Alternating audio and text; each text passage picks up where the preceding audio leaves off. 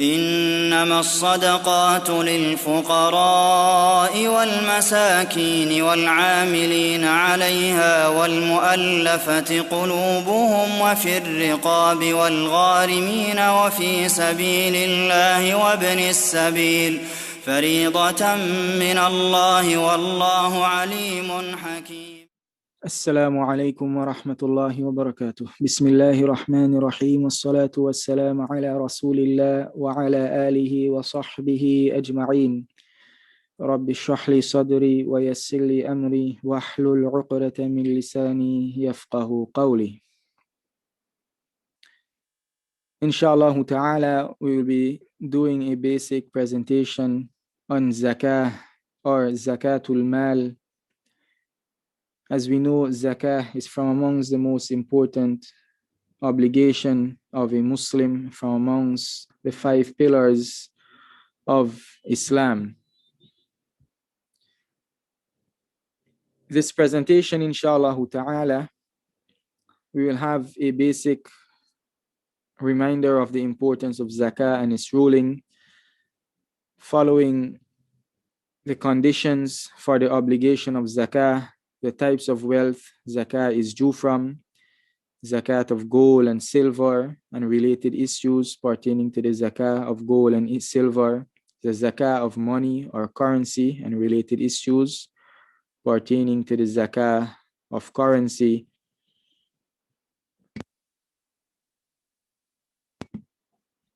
the Zakah of wealth gained during the year. And in the class, inshallah ta'ala, we explain what is meant by this. Then some random issues pertaining to Zakah, the Zakah of sales items, things that you put out for sale, things that you are selling in your shop, and related issues pertaining to the Zakah of sales item. And then who can be given Zakah? And later on, inshallah ta'ala, we will present something connected concerning the Zakah of cattle and crops, inshallah ta'ala, for those living especially in Guyana and so on. The importance of Zakah and its ruling. As we know that Zakah is from the 5 pillars of Islam, as the Prophet sallallahu alaihi wasallam, he said, Bunya al-Islamu ala khams, that Islam is built upon 5. Shahadati an la ilaha illallah, testifying that none has the right to be worshipped except Allah, wa anna Muhammadan abduhu wa rasuluh, and that Muhammad is his servant and his messenger, wa iqamis salah, and establishing the salah, wa ita'iz zakah, and giving the zakah, wa hajjil bayt, and doing hajj, or wal hajj, doing hajj doing pilgrimage to Mecca, wa sawmi Ramadan, and fasting the month of Ramadan.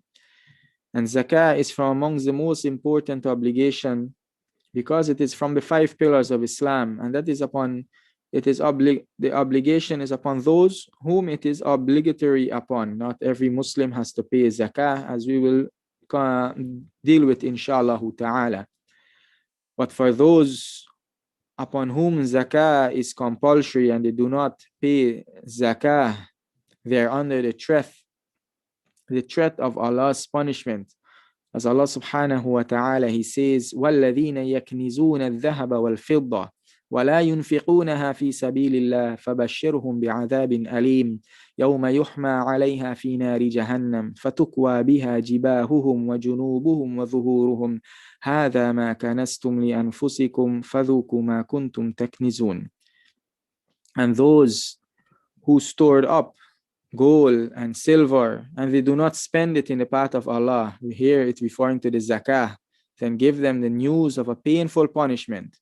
And this is the proof that it is referring to zakah, because your general charity and the sadaqah and the extra sadaqah and your extra fasting and your extra salah, everything that is extra and voluntary, there is no punishment for leaving it off, but the punishment is for leaving off what is compulsory. يَوْمَ يُحْمَى عَلَيْهَا فِي نَارِ جَهَنَّمَ, those who leave off and do not spend, give their zakah from their gold and their silver, what is going to happen to them?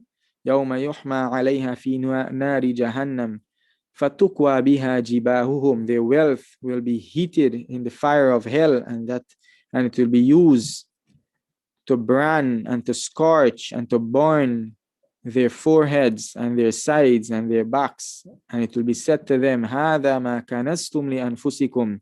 This is what you stored up for yourself. فَذُوقُوا مَا كُنْتُمْ تَكْنِزُونَ. So taste that which you were storing up. The conditions for the obligation of zakah. Now, as we know that zakah, there's condition for it to be obligatory upon a person.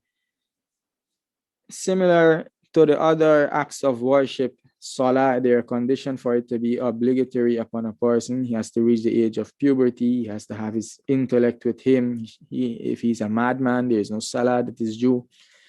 Same thing for Hajj. You have to have wealth. You have to has the ability to travel. The road has the journey has to be safe in order for it to be obligatory upon you. So what are the conditions in order for zakah to be obligatory upon you? The first condition is that the person has to be a Muslim, Islam. The person has to be a Muslim, meaning there is no zakah upon someone who is not a Muslim. Now, in this presentation, inshallah ta'ala, we will only stick to the things that are pertaining to us. If you read books of fiqh, you're going to find other conditions. For example, you have to be free. You can't be a slave. And alhamdulillah, none of us here, we are slaves, and there is no slavery. So those other things, I leave it off for the sake of being concise, and also because this presentation is meant for the general Muslim, inshallah ta'ala. As for the students of knowledge and those who want to study Islam in depth, then you will cover those issues, inshallah ta'ala. So the first condition is Islam. Now note that we didn't mention age, we didn't mention reach the age of puberty, we didn't mention intellect, as is the case with other ibadah. For example, salah, you have to reach the age of puberty for it to be compulsory. You have to have your intellect, meaning if you're a madman, someone who is mad, you don't command him to pray. There's no salah that is due upon him. But for zakah, the only thing for that individual is Islam. He is a Muslim. That is because zakah is due from the wealth. Zakah is a right due from the wealth. Whether you are small, a baby, even if a baby, let's say their father passed away, and as a baby, he inherits his father's wealth. He's an orphan, but he inherits millions of dollars from his father. Zakat has to be paid from that wealth. And this is the view of the majority of the scholars. Zakat has to be paid from that wealth. So those who are in charge of that part of that baby, those who are in charge of that orphan, they will pay the zakat for him.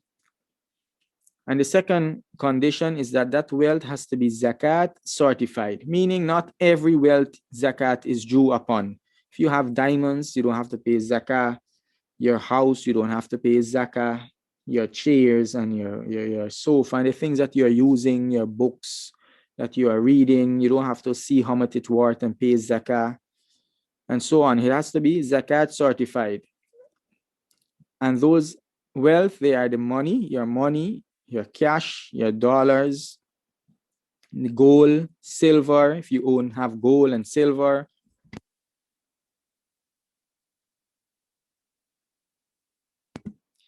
Sales items, you have a shop, you are selling computers, you are selling socks, boots, whatever you're selling, you have to see the worth of it and give it zakah if it fulfill all the other conditions, of course. And then you have cows and sheep and goat and camels, certain types of fruits and grains, and some of what is extracted from the earth. These things we will not deal with, inshallah ta'ala, at this moment. But I just mention it for the benefit. But what is bold here, that's what we will deal with in this presentation, inshallah. The next, complete ownership and control of the wealth. In order for zakah to be obligatory upon that wealth. So let's say first you fulfill the first condition. The person is a Muslim. Second condition, the wealth is zakat certified. You have money. You have $1 million. You have 1,000 grams of gold or 1,000 grams of silver. You have a shop selling computers, expensive stuff, right? So fulfill condition 1, you fulfill condition 2. Second, complete ownership and control of the wealth, meaning you have to own that wealth 100% and you have control over the wealth. The only exemption for the control of the wealth is going to be the child who is small. Literally don't have control of the wealth physically, but in reality he is in control of the wealth. And similarly, a mad person, let's say a madman, let's say someone was rich and then he becomes mad, may Allah save us all. The wealth that he has, who are responsible for him? They have to take out the wealth, they have to take out the zakat from that wealth. But physically and practically he don't have any control of the wealth. But the reality is it's his wealth still. It's just because he is he lost his intellect that he can't do anything with his wealth. So this here, complete ownership and control of the wealth, what will this exempt? This will exempt lost wealth, for example, or endowments. Let's say someone, they put a house as an endowment, as a waqf, as they say in Arabic. And they said this house is a waqf, it's an endowment. Any person who loses their job, they can stay in this house for up to 6 months, and they will have to leave. And he give the houses in the charge of the masjid, for example. So that house there now, it is not in complete ownership of anybody.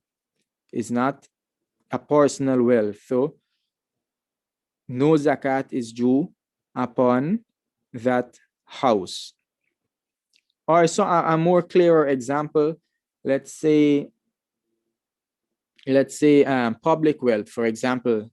You have a charity box. Everyone is putting money into the charity box. Anybody in need, you give them from that money.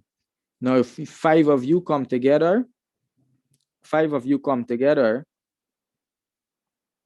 and put together this charity box, and 5 of you, you are the ones who are putting money. Now, the 5 of you, none of you have complete ownership of that wealth, nor complete control of that wealth, because it is public wealth. The house might not be the best example to give, because the only way a house you will have to pay zakat on a house is if you are selling the house, if the house is under sales items. But generally, there is no zakah on the house. A public wealth also, for example, you have any charitable organization, the wealth that they collect, there's no zakah due upon that because it is public wealth. Certain types of debt. From amongst the type of debt, and we will get into that inshallah when we get into the details of zakah. For example, let's say you lend someone money and the person he has to pay you back in 5 years. So you don't have full control of the money anymore. So there's no zakah due upon that wealth until you collect it from that person. Complete ownership and complete control of the wealth. And the next condition is that the wealth has nisab. So let's say, okay, you're a Muslim, your wealth is zakat certified, you have $1 million. Second, complete ownership. You have the wealth in your bank account. No one is troubling it. The government didn't seize it. Your bank account is not locked down. If your bank account was locked and you can't access your money, you don't have complete control of your wealth anymore. But your wealth, you have your wealth in the bank and it's accessible. So now the fourth condition, the wealth has to reach nisab. The nisab, that is the minimum threshold for which zakat is obligatory, and we will deal with that.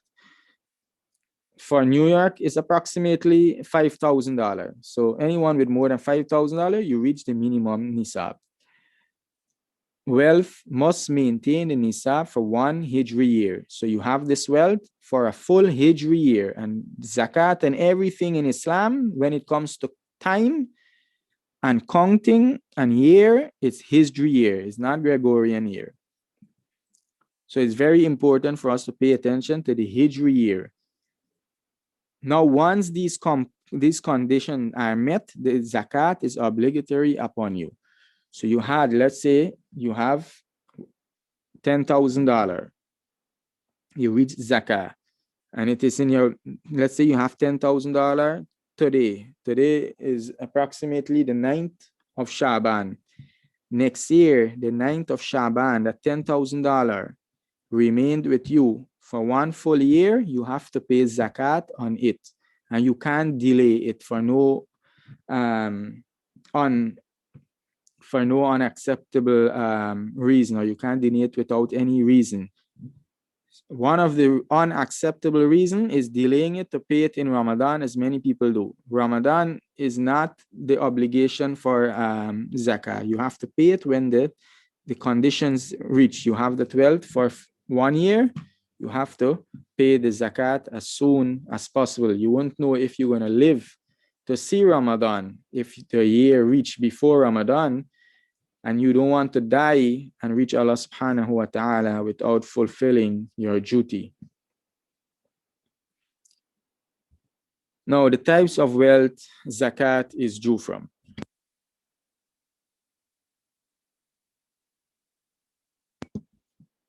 We mention here wealth has to be zakat certified, meaning these are the types of wealth zakat is due from.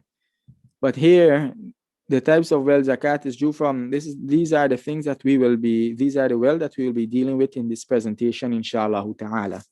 And the reason why I mention it again is to clarify any misconception that may be around these types of wealth. Some people might think that they don't have to give zakat on these type of wealth. So as to clarify that, inshallah ta'ala. With regards to gold and silver, this existed since the time of the Prophet ﷺ, and it is very straight cut from the Quran. It's very clear from the Quran and the Sunnah of the Prophet ﷺ that you have to pay zakat on gold and silver, as we did in the verse specifically mentioned gold and silver. With regards to money and currency, that is because money and currency, they took the place of gold and silver today. No one is buying and selling really with gold and silver. You want a house, you pay cash, you use money. You want to buy a car, you use money. So money is the main thing by which someone is determined rich or not, is money. And these are by the consensus of the scholars. You might find some people who say that you don't have to pay zakat on money, but that's nothing to pay attention to. But the vast majority of the ummah, the vast majority of the scholars, and rather the vast majority of the Muslims in general, all agree that you have to pay zakah on money. With regards to items and merchandise for sale or trade, you have a shop, you're selling laptops, you're selling computers, you're selling shoes and clothes or anything. The view of the vast majority of the scholars, including the companions and the 4 imams, is that you have to pay zakah on these items. Rather, consensus was reported on the early generation of the companions and the tabi'in, and even after them, there were consensus that were reported, meaning it was the scholars, they mentioned that all of the companions agree. The companions of the Prophet ﷺ agree that you have to pay zakat on things that you are selling. The 4 imams, as we know, the 4 major school of thought, Abu Hanifa, Imam Malik, Imam Shafi, Ahmad. These 4 imams that the ummah agreed upon their virtue and their knowledge, all of them agree that you have to pay zakah upon items of sale and merchandise for sale or trade. Rather, the view that zakat is not obligatory on sales or trade item is considered strange and isolated, what they call in Arabic shadh by scholars such as Ibn Taymiyyah and others. Shadh meaning you have the vast majority of scholars have a view, and then 1 or 2 scholars they differ without any evidence. or their evidence is weak. So that view that is considered shadh. You don't pay any attention to that view. So we'll take a break here, inshallah ta'ala, and then we will continue with some details concerning the zakah of gold and silver and the zakah of money and currency, inshallah ta'ala.